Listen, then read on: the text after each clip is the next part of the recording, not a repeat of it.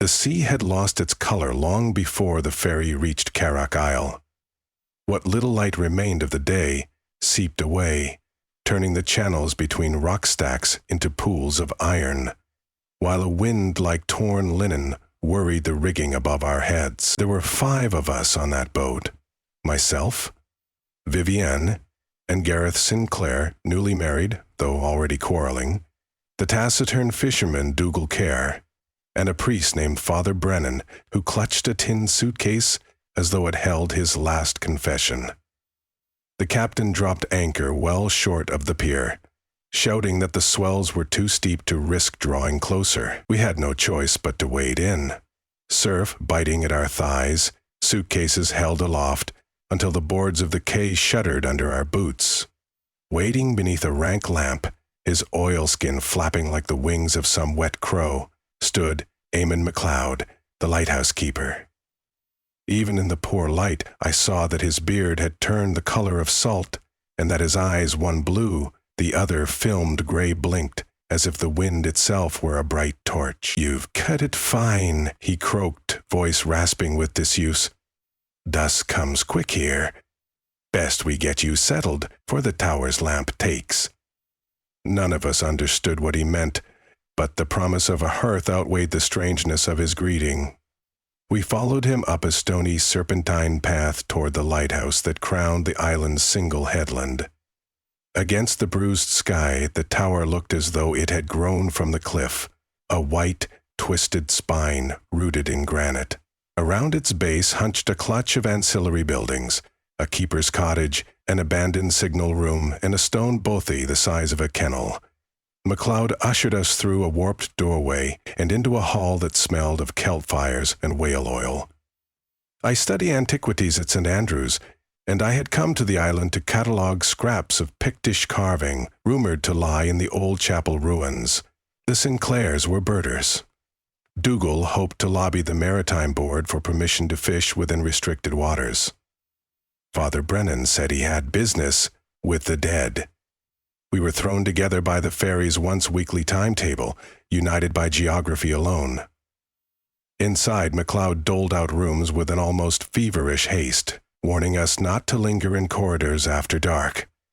"Keep close to your candles," he muttered, "and whatever you hear outside, dinna open a latch." Gareth tried for humor. "Superstitions, keeper? Wolves and bogles?" MacLeod's face remained marble. "Shadows," he said, and that single word knocked the grin off Gareth's mouth. We ate a supper of crowdy cheese and bannocks in a kitchen whose windows rattled with every gust.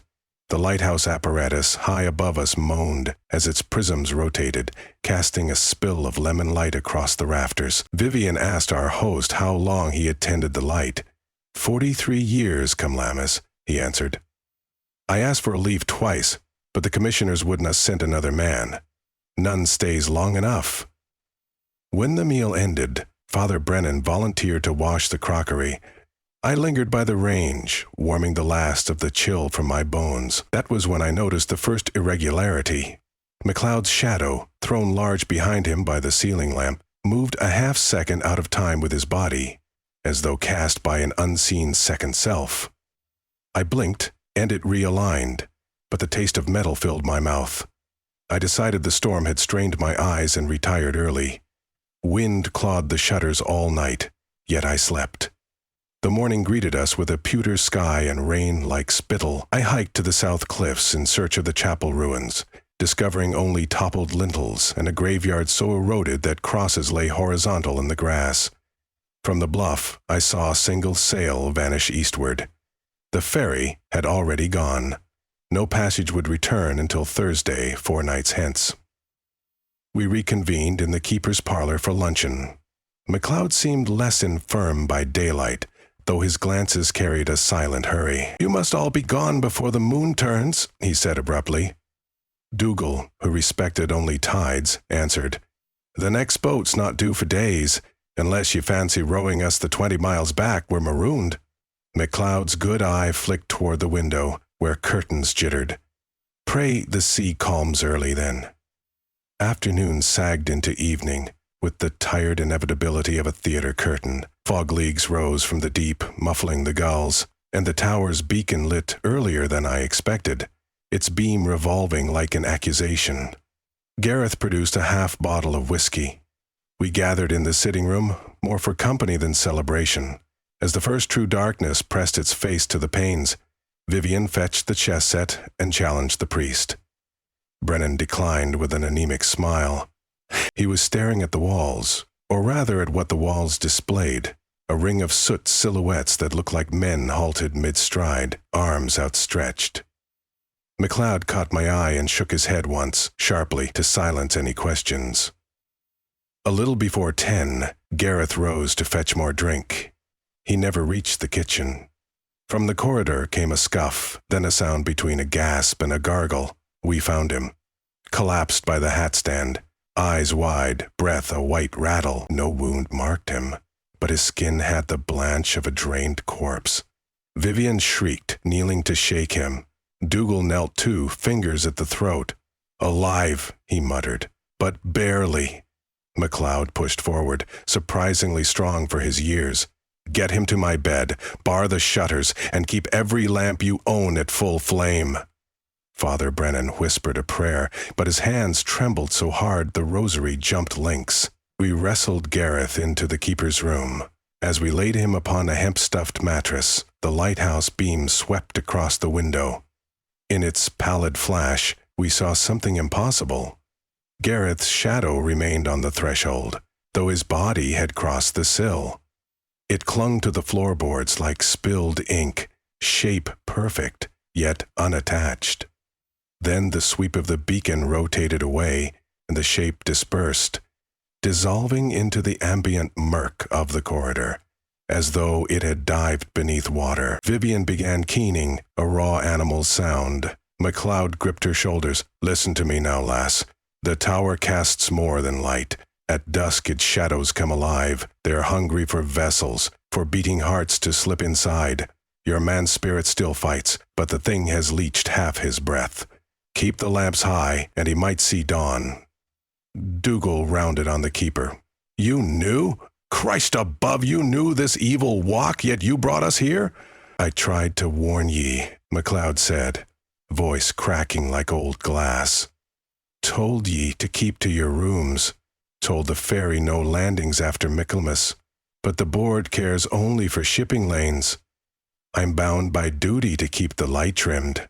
Without it, ships founder, men drown, and each night the tower's own dark slips loose for payment." Father Brennan, paling, admitted that he had heard rumors of similar phenomena along the coast, tales of shadows in Glencoe that moved independent of flesh, specters on Island Moor when the keepers vanished a quarter century ago. He had come seeking proof. "I thought them metaphors," he confessed. "Warnings against sin." "Sin or no," MacLeod rasped, "they are real as bone." Gareth's breathing shortened to flecks of steam. We set lanterns on every sill, fed the hearth until the chimney roared. Outside, the surf pummeled the cliffs with a boxer's insistence. Hours crept. Midnight came. And then, as if the very air sighed relief, the tension in Gareth's limbs eased. Color flowed back into his cheeks. He slept, shallow but steady. "I think the dawn approaches," Vivian whispered. The room's corners no longer writhed. One by one, we slept in chairs and on the floor. The morning tide revealed fresh horrors. Where the beam had struck mudflats below the lighthouse, hundreds of black marks littered the sand, human profiles flattened like frost shadows, each gradually evaporating as the sun rose. I questioned MacLeod while he poured us bracing tea. "They linger where they fed," he said. "Come daylight they wither, but some nights they take new shapes." Gareth woke, bewildered, with no memory of collapse. We kept the truth from him, though Vivian's smile quivered each time light shifted. Father Brennan proposed an exorcism at dusk. Dougal scoffed, insisting he would row a dinghy to the mainland rather than pass another night under that cursed lamp. MacLeod shook his head. "The currents would pulp you against scaries before you cleared the outer sound. Bury's your only salvation." By noon the wind stilled. Hope lifted like a gull's wing. Dougal and I hauled signal flags onto the promontory, spelling SOS. Yet fog swallowed the colors before they fully unfurled. We busied ourselves with chores, anything to outrun evening. But time, like a noose, tightened. That second dusk settled heavier, as though the sun were not setting but being snuffed. We gathered in the kitchen where MacLeod placed a great brass oil lamp in the center and drew blackout curtains tight, wedging knives into the timber slats. "The shadows favor corners," he said. "If light fills every angle, they can the grip." We heard them before we saw them, a hush like cloth sliding over stone, followed by the hair-raising creak of the stairwell, as if a dozen unseen boots descended. Father Brennan stood, brandishing a silver crucifix, reciting Latin until the syllables shook loose from his tongue. The kitchen lantern flickered, flared, and steadied, but in that wan surge we witnessed black forms lack light silhouettes, like paper dolls gathering at the threshold. They had no features, no dimension, yet their intent emanated like breath from an open crypt. MacLeod slammed the door, bolting it with a timber plank. "They'll try for cracks," he muttered. From beneath the jambs, slender tendrils of darkness probed, retreating each time the lamp's brilliance lapped them. Pages peeled from my notebook. I thrust them into the stove, adding to the blaze. Vivian sobbed into Gareth's coat. Dougal, pragmatist to the marrow, snatched a poker and swung whenever a tendril crept too close, though the iron passed through harmlessly. Then the lamp faltered. A guttering cough, no more. But in that momentary dim, a shadow surged across the ceiling and plunged onto Father Brennan. He screamed once, a sound ruptured straight from the lungs. When the light steadied, he was convulsing, mouth agape, eyes rolling white. His own shadow danced upon the wall like a puppet on snapped strings, tethered no longer. Dougal dragged the priest toward the lamp's center, but Brennan writhed away, voice bubbling with words not his own, guttural vowels older than Gaelic. "Break him free," I shouted, though what method could sever absence? MacLeod tipped the lamp, spilling a ring of blazing oil that the invading dark could not cross. Father Brennan lay within that circle, body in seizure. The underside of his skin seemed to crawl, as though something pressed from within. With a final contortion, his frame went slack, and a black mist drifted out through his gaping mouth, slipping under the door to rejoin its kin. Brennan was dead. The stench of scorched oil thickened the room. Garrett retched. Vivian collapsed into a swoon. Dougal roared at MacLeod, voice raw as gull cries. "Enough of barricades! How do we end these devils?" The old keeper stared at the overturned lamp, a decision tempering in his lone, bright eye. "The tower feeds them," he said. "Its light births their forms, same as the sun throws any shadow. If the lamp fails, no more shadows cast." I understood at once. "You would extinguish the beacon." "Ships. Better a few hulls meet reef than souls be harvested night by night," MacLeod replied. "The commissioners won't act, so we must." A boom shook the walls, something slamming outside, perhaps the wind, perhaps worse. We made for the service stair, carrying hurricane lanterns and what scraps of courage Brennan's death had not yet stolen. The stairwell spiraled around a hollow shaft. Pounds of machinery echoed like organ pipes. Midway up, a dark smear peeled itself from the curving wall, lunging at Dougal. He swung his lantern, flame flaring, and the shape recoiled with a hiss like water on iron. We climbed faster. At the machinery platform, the great clockwork rotation gears clattered, driving the Fresnel lens above. A succession of brass tubes fed vaporous paraffin to the mantles, their glow unnaturally bright. MacLeod ducked beneath pistons, wrench in hand. "When I twist this valve, stay clear. Pressure'll vent, she'll go dark within minutes." The shadow shapes, sensing the source of their life endangered, surged upward in an inky cyclone along the outer glazing. When the lamp's beam struck them full, they vanished briefly, only to reassemble in the angles our own bodies threw. One leapt onto Vivian, her back arched in silent terror. Gareth battered at the intangible leech with his fists. In desperation, I seized a photographer's flash powder I carried in my satchel, hoped to capture runestones by night, and flung a handful into my lantern's chimney. The resulting magnesium flare burst white as a second sun.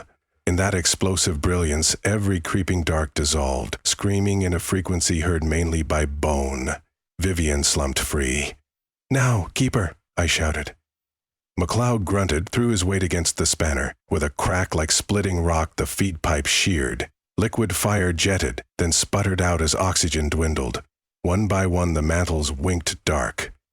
The beacon's wheel slowed, groaned, and halted. No light remained but our small lanterns and the pale shimmer of moon through cloud. For a breath, I feared we had merely traded one darkness for another. Yet the air felt lighter, as though some immense thirst had been slaked. We descended.